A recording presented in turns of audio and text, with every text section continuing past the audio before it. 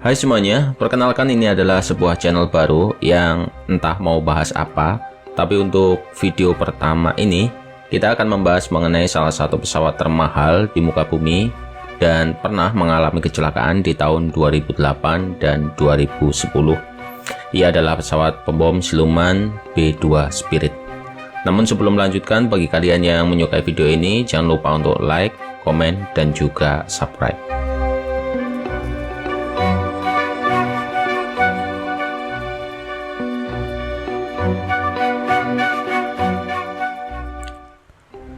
Setelah berakhirnya Perang Dunia Kedua, kekuatan udara negara pemenang perang seperti Amerika dan Uni Soviet memang terus berkembang dan semakin kuat, terlebih setelah adanya mesin jet.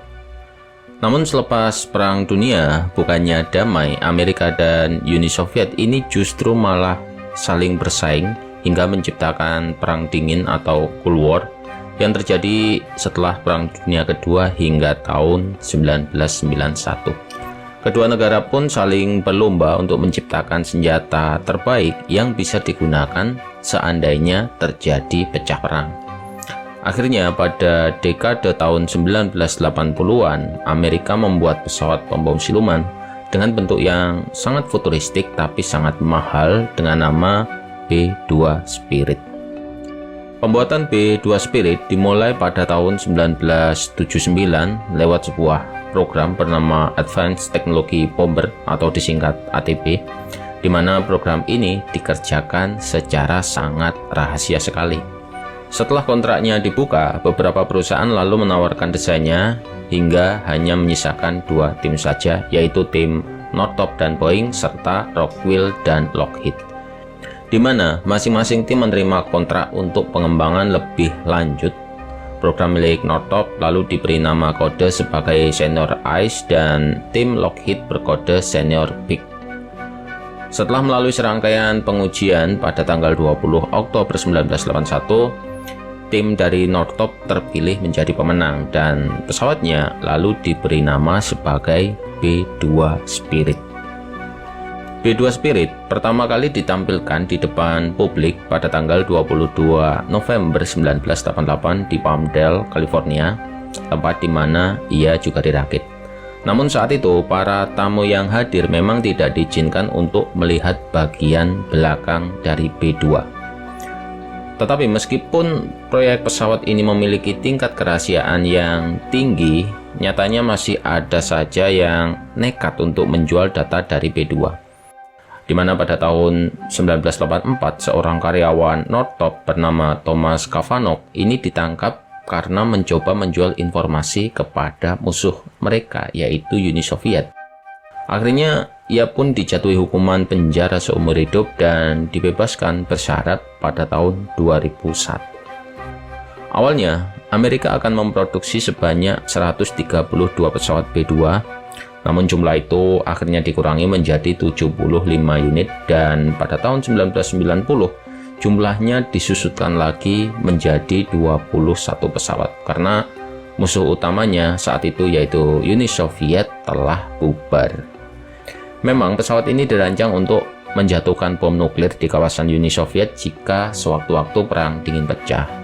Tetapi karena negara komunis tersebut telah bubar, maka peran B-2 hanya dijadikan sebagai bomber konvensional. Pengurangan jumlah tersebut sebenarnya memang hal yang wajar mengingat biaya pengadaan atau pemeliharaannya yang memang sangat mahal sekali.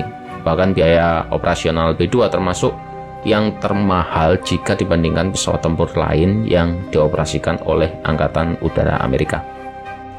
Kalian bayangkan saja, satu unit B-2 Spirit dibanderol dengan harga 2 miliar US dollar, di mana harga ini belum termasuk senjata yang akan digunakannya. Biaya pemeliharaannya juga tak kalah fantastis, di mana besarnya lebih dari 3 kali lipat biaya B-1B atau lebih dari 4 kali lipat B-52H. Untuk perawatannya juga tergolong cukup lama dan juga ribet karena untuk 1 jam penerbangan, pesawat B-2 Spirit membutuhkan perawatan mencapai 124 jam. Selain itu, pesawat ini juga harus diletakkan di dalam hanggar dengan fasilitas ruangan pendingin AC. Hal ini dilakukan untuk menjaga lapisan siluman pada badan pesawat ini agar tidak rusak.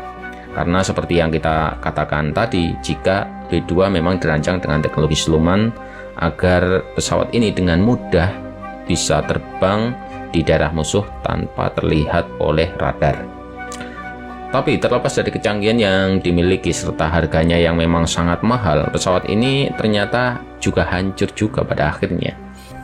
Tapi bukan karena ditembak jatuh oleh musuh, melainkan karena kecelakaan yang dialaminya sendiri.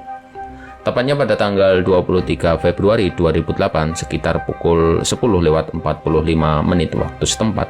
Saat itu sebuah B-2 Spirit jatuh di sebuah landasan tak lama setelah lepas landas dari pangkalan Angkatan Udara Andersen di Guam. B-2 yang mengalami kecelakaan ini memiliki nomor seri 890127 yang dioperasikan oleh Skuadron Bom ke-393 yang berpangkalan di Whiteman, Missouri, dan telah mencatatkan 5.100 jam terbang. Dan kejadian ini pun juga menjadi kecelakaan pertama yang dialami oleh B-2 Spirit.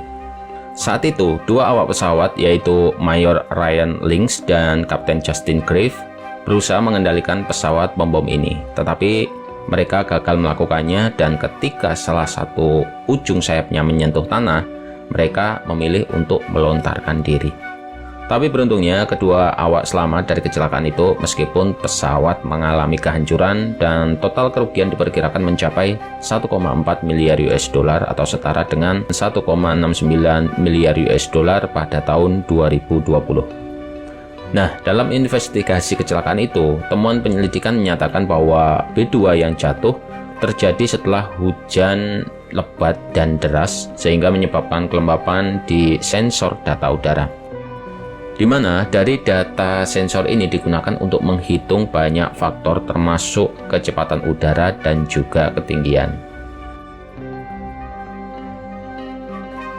Nah, dalam sejarah penggunaannya, meskipun pesawat ini tidak pernah digunakan untuk tujuan perang dingin yaitu pengeboman ke Uni Soviet, namun pesawat ini pernah diterjunkan di berbagai misi lain, salah satunya dalam operasi Iraq Freedom pada bulan Maret sampai April tahun 2003, serta misi pengeboman markas ISIS di Libya pada tahun 2017.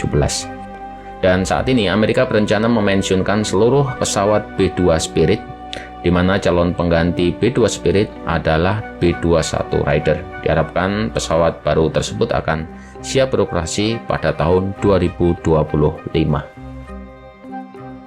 Nah, itulah tadi sedikit pembahasan mengenai sejarah singkat dan juga kecelakaan yang menimpa B-2 Spirit.